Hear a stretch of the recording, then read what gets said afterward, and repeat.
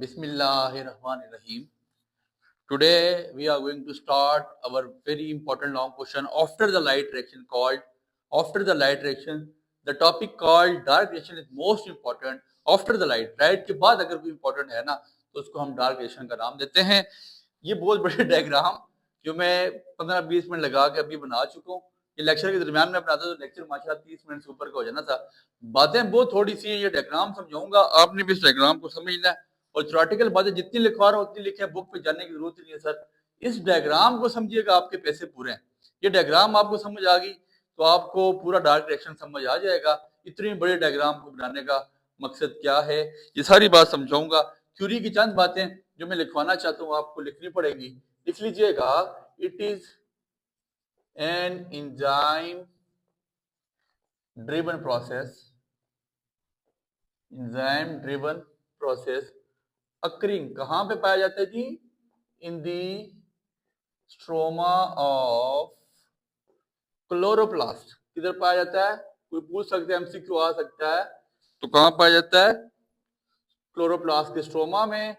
Date converts carbon dioxide, जो carbon dioxide को किस में कन्वर्ट करता है? Into glucose. बेसिकली शुगर में लेके जाते हैं. शुगर है क्या, आगे चल के बताते हैं. इट यूटिलाइज किसको इस्तेमाल करता है? It utilises ATP adenosine triphosphate and NADPH produce. जो कहां से निकलती है, जो कहां से प्रोड्यूस होती है? Produce in the light reaction, जो आपके पास लाइट रिएक्शन में प्रोड्यूस हुई थी. टू फिक्स, किसको फिक्स करने के लिए? कार्बन डाइऑक्साइड को. इट अकर्स, ये कहां कहां पे पाया जाता है? In light as well as dark. ये रोशनी में भी सर हो सकता है और अंधेरे में भी ये रिएक्शन होता है. कोई परेशानी वाली बात नहीं है. इट इज डिस्कवर्ड बाय, किस गरीब ने बनाया? डिस्कवर्ड बाय मेल्विन केल्विन इन 1961. 1961 में बनाया गया था, इसलिए it is also called Calvin cycle. तो इसको हम केल्विन साइकिल का नाम भी देते हैं. किसने किया थी? Discovered by Melvin kelvin 1961. It is also called, ये लिख लीजिएगा साथ, केल्विन साइकिल. हम क्या करते हैं? We produce. अब यहाँ पे क्या बनाते हैं? G3P. कौन सी sugar? G3P. Glyceraldehyde. Glycer, G का मतलब ग्लाइसर, एल्डिहाइड, C का मतलब 3 और फॉस्फेट, 3 P का मतलब फॉस्फेट. ये क्या सर? ये सारी डायग्राम आपको अभी जब समझाई जाएगी ना तो G3P, रुबिस्को, आपको सारी चीजें पता पड़ लग जाएंगी. रेबुलोज बायफॉस्फेट क्या है, सब बातें आपको पता लग जाएगी. इसके की एस्पेक्ट्स लिख लीजिएगा. की एस्पेक्ट्स. लोकेशन कहां पाया जाता है sir? Occurs in the. Sir diagram समझाऊंगा कैसे, वो ये थ्योरी लिख लें sir. Stroma of chloroplast. Chloroplast के स्ट्रोमा में पाया जाता है. Also known as Calvin cycle. ये बड़ी बड़े काम की बात है. ऑल्सो नाउन एज, इसको केल्विन साइकिल भी बोलते हैं. और एक दफा पेपर में इस तरह भी आया था, कार्बन फिक्सिंग रिएक्शन. कार्बन, बच्चा परेशान हो गया था, यार सर ये होता क्या कार्बन फिक्सिंग रिएक्शन? तो इसी को डार्क रिएक्शन को ही, या लाइट इंडिपेंडेंट रिएक्शन भी बोलते हैं, डार्क रिएक्शन भी बोलते हैं, केल्विन साइकिल भी बोलते हैं और कार्बन फिक्सिंग रिएक्शन भी इसी को कहा जाता है. और क्या इस्तेमाल करते हैं हम यहाँ पे? Enzyme as RUBISCO. रुबिस्को पढ़ते हैं, पढ़ा रहे, रुबिस्को ना पढ़ें, लेकिन वैसे अगर आपने याद रखना तो रुबिस्को याद कर लें. ठीक है. राइबुलोज, एंजाइम है. राइबुलोज जिसको ड्रिवन करवाता है, चलाता है. 1,5 बिसफॉस्फेट, इसका नाम है बिसफॉस्फेट कार्बोक्सिलेज. C से कार्बोक्सिलेज, कार्बोक्सिलेज ऑक्सीजनेज. ठीक हो गया. और इसका जो सारा रिएक्शन है ना, जो सारी गेम का लुब्बे लुबाब है रिएक्शन, वो आपको मैं समझता हूँ लाजमी लिखना चाहिए. आपकी बुक पे वो रिएक्शन सही नहीं लिखा हुआ, इसलिए आप उसको रिएक्शन लिखिएगा. 3 कार्बन डाइऑक्साइड किसके साथ मिलाएंगे? 6 NADPH2 के साथ प्लस 9 ATP आपके पास मिलेंगे। ATP क्या बनेगा?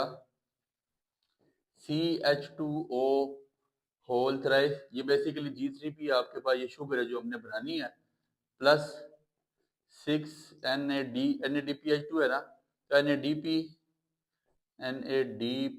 प्लस 9 ADP, ठीक है, प्लस 9 फॉस्फेट लादा 9P प्लस 3H2O लादा। लिख लीजिए अपने पास क्या हो जाएगा?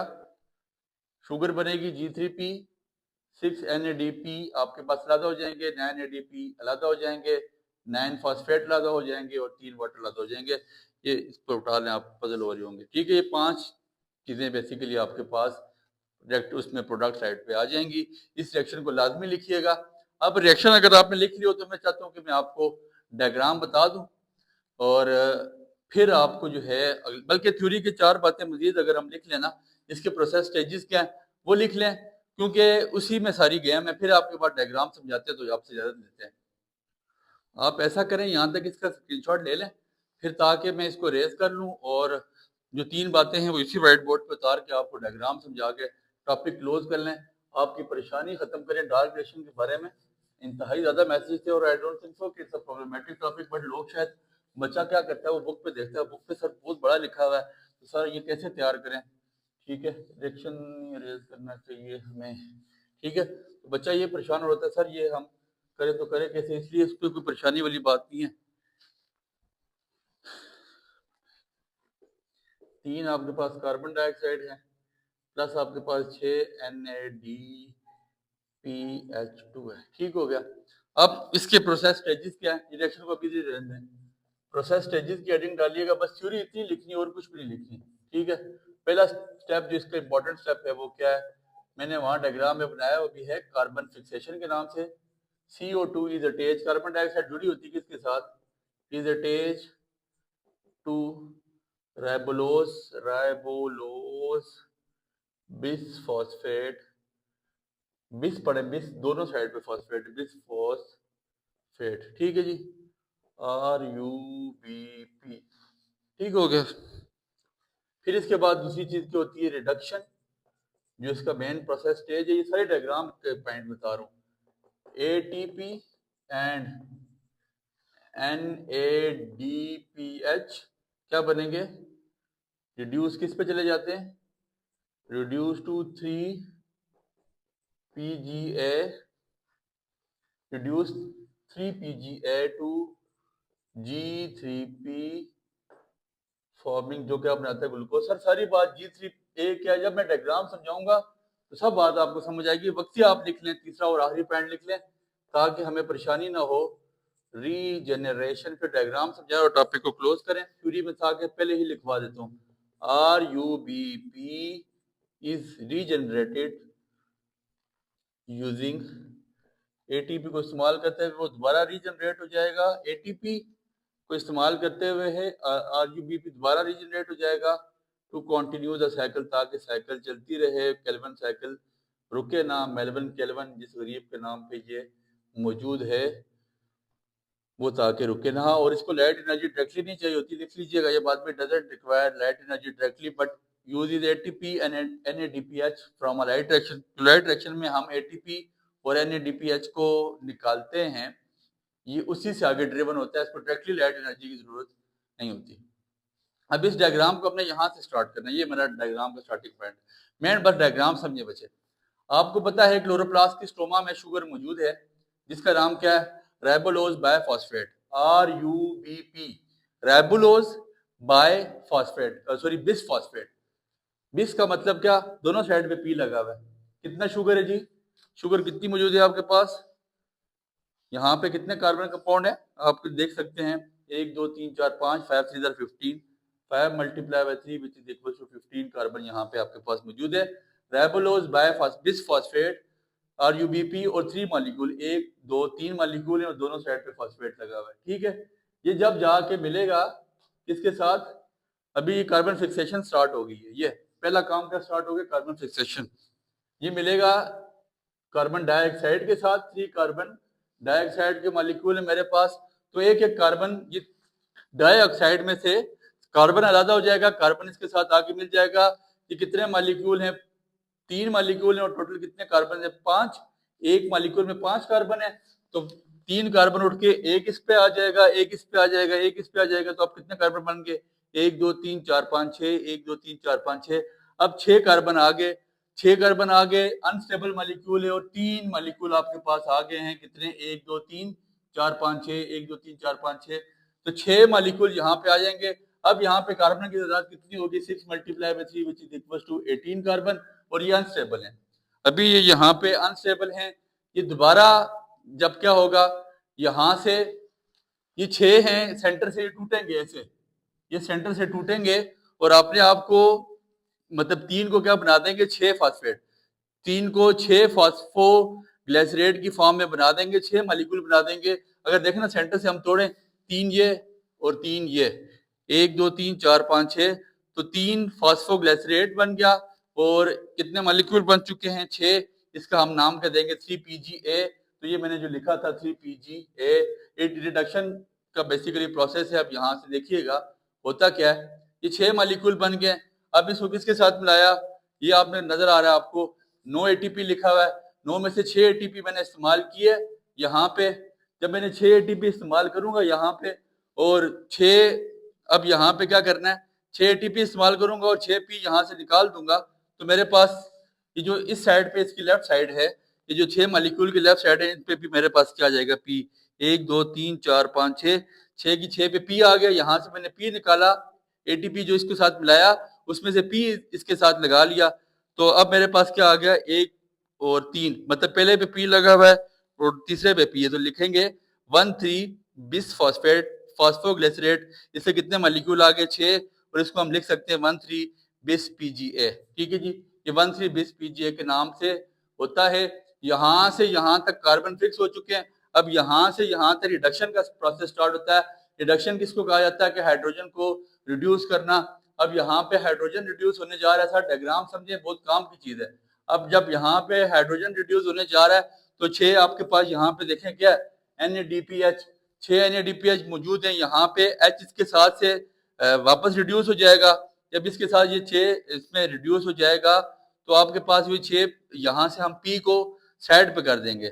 जब हम इसको P को साइड पे कर लेंगे, तो 1 2 3 4 5 6, दोबारा ग्लेसर एल्डिहाइड बन गया, 3 फॉस्फेट ग्लेसर एल्डिहाइड। इसको क्या नाम देंगे? Glaser aldehyde. और फॉस्फेट आपके पास तीसरे नंबर पे लगे 3 फॉस्फेट। और ये 6 मॉलिक्यूल आ गए। ठीक है, कितने मॉलिक्यूल आ गए? 6 मॉलिक्यूल। ये क्या हो चुकी? रिडक्शन हो गई, हाइड्रोजन रिड्यूस हो गया। अब यहाँ से हम एक मॉलिक्यूल किसका? G3P का साइड पे कर देंगे, ग्लेसर एल्डिहाइड। तो बेसिकली G3P जो हमने निकालना था, हमने रिड्यूस कर दिया ATP को, NADPH हाइड्रोजन निकाला और 3PGA किसमें रिड्यूस होकर चला गया? आपके पास G3P में। और ये क्या बना रहा है? ग्लूकोज बना दिया इसने। यहाँ से G3P का एक मॉलिक्यूल मैंने साइड पे कर दिया। पीछे मेरे पास कितने बच गए? 1 2 3 4 5, 5 मेरे पास आपके पास यहाँ पे क्या बन गए? ये आपके पास दोबारा 5 मॉलिक्यूल बन गए। और अब यहाँ पे कार्बन की तादाद कितनी है? 5 multiply by 3 which is equal to 15 carbon. अब यहाँ पे कार्बन 15 है, लेकिन ऐसा है अगर कार्बन 15 है लेकिन फॉस्फेट यहाँ पे कितने? 1 2 3 4 5। इसको दोबारा अगर मैं रिड्यूस करूं, इस फॉर्म में लेके जाऊं रेबुलोज की फॉर्म में, तो आप देखें यहाँ पे वो क्या कर रहा है? 3 फॉस्फेट इस्तेमाल कर रहा है, 2 फॉस्फेट, ये एरो लगाने का मतलब 2 फॉस्फेट मैंने फिर निकाल दिया। अब 15 को उसने अरेंज कर दिया। पहले 3 वाले 5 मॉलिक्यूल हैं, उसने 5 वाले 3 मॉलिक्यूल बना दिए। 3 5 15 भी होता है, 5 3 15 होती है। उसने इसको इन पांचों को रीअरेंज किया, 3 5 15 को उसने रीअरेंज करके 5 3 15 बना दिया। 3 वाले 5 को 5 वाले 3 बना दिया। जब 5 वाले 3 बनाएगा तो फिर यहाँ से ये जो आउटर का साइन है, यहाँ से ATP भी साइड पे हो जाएगा और ADP साइड पे हो जाएगा। और दोबारा रीजनरेशन का मतलब ये चीज दोबारा रीजनरेट होकर किस में आ जाएगी? राइबोलोज बिसफॉस्फेट RUBP, जिसके कितने मॉलिक्यूल आ जाएंगे? 3 मॉलिक्यूल। और दोबारा हम P इसके साथ दोबारा लगा लेंगे। P आपके पास यहाँ से ये ATP और 3 ADP में से यहाँ से हम P उठाएंगे और इसके साथ जोड़ देंगे, तो ये रीजनरेशन हो जाएंगी। ये साइकिल आपके पास दोबारा इसी तरह चलती रहेगी, जिसको हम केल्विन साइकिल का नाम देते हैं, डार्क रिएक्शन का नाम देते हैं, कार्बन फिक्सेशन का नाम देते हैं। बहुत इंपॉर्टेंट कार्बन फिक्सिंग रिएक्शन का नाम देते हैं, बहुत ज़्यादा इंपॉर्टेंट क्वेश्चन है, लाइट इंडिपेंडेंट रिएक्शन का नाम भी देते हैं। इसी डायग्राम पे सारे पैसे सर, थ्योरी बस उतनी लिखी जितनी लिखवाई गई है, बट मैं समझता हूँ कि अगर आपको डायग्राम समझ आ गई है तो आपके सारे पैसे पूरे हो जाएंगे। आपको एग्जामिनर आपके एक नंबर भी काट के आपने उसको मेरा नंबर दे देना है, नंबर का तो मेरा आपको पता क्या है। तो इसलिए आपने कोशिश करनी है कि जो इस डायग्राम को समझ गया उसने अपनी बायोगैस टॉपिक को, इंतहाई अहम टॉपिक को समझ लिया। उम्मीद नहीं, इंशाल्लाह यकीन है कि आपको बात समझ आ चुकी है। दुआ में याद रखिए।